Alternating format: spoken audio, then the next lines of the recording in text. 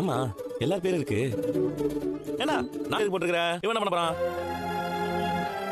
பேர் ஓகே, ஆனா இவன் பேர் எதுக்கு? டேய், வயசுல இவங்க சின்னவங்களா இருந்தால் அதுக்கு அவன் சும்மா வந்து போனப்பா. டேய், உன் கடையில இருந்து உங்களுக்கு கிஃப்ட் கொடுத்துரு, உன் பேரை வேற போட்டு. என்ன கிஃப்ட்?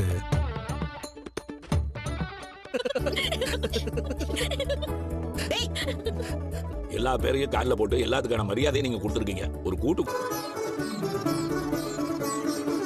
போகணும்னு சொல்லி கேட்டாங்க. குடும்பத்துல இருக்கிற எல்லார் பேரும் போகணும்னு சும்மா சாதாரணமா தாங்க சொன்னேன். மீனா தான் சரியா கைட் பண்ணாங்க. டேய் மனோஜ், உனக்கு எத்தனை கார்டு வேணும்னு சொல்லு. உங்களுக்கு எத்தனை பாருங்க. அண்ணா 2 போட்டோ அனுப்பிருந்தீங்கல்ல, அத தாத்தா பாட்டி கிட்ட காட்டினே. என்ன சொன்னாங்க? புரியாத போட்டுருக்காங்கல்ல, கழுத்துல கூட தாலி இல்லாம இருக்காங்களே. பார்லர் மோட ஃப்ரெண்ட் தான். இந்த பொண்ணு தான் செருப்பு தச்சிக்கிட்டு ஆட்டோல ஏறும்போது போனை விட்டுட்டு போயிருக்காங்கண்ணே. ரொம்ப நன்றி. நீ தாத்தா படி கேட்டேன்னு சொல்லுங்க, சீக்கிரம் வந்து நான் பார்க்குறேன். சரிண்ணே, வச்சிடண்ணே.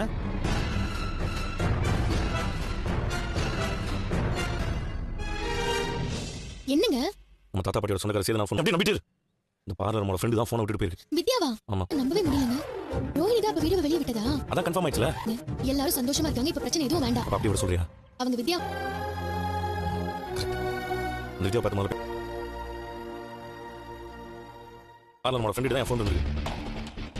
என்னால இப்ப வரைக்கும் நம்ப முடியலங்க. அதான் ஏன்னா நீ மனோஜோட ஃபங்க்ஷனுக்கு இந்த பொண்ணு வந்துச்சுல, பார்லர் எடுத்து அதுக்கிட்ட கொடுத்துக்கணும். அது சேர்ந்து பார்த்த வேலை கூட இருக்கலாம். அது சரி, முதல்ல வித்யா கிட்ட எப்படி உங்க போன் வந்துச்சு நான் கரெக்ட்டா கேட்பேன். மீனா, அதுக்கு இல்ல மீனா, உனக்கும் இப்ப அது ஃப்ரெண்ட் தான். நீ வேற எல்லாம் மத்த விஷயம் மாதிரி இது இல்ல. என் தம்பி இதால அவமானப்பட்டிருக்கான். அவன் வாழ்க்கையே போக இருந்துச்சு. அதெல்லாம் கரெக்ட் தான் மீனா. இருந்தாலும் உனக்கும் அந்த பொண்ணுக்கும் நல்ல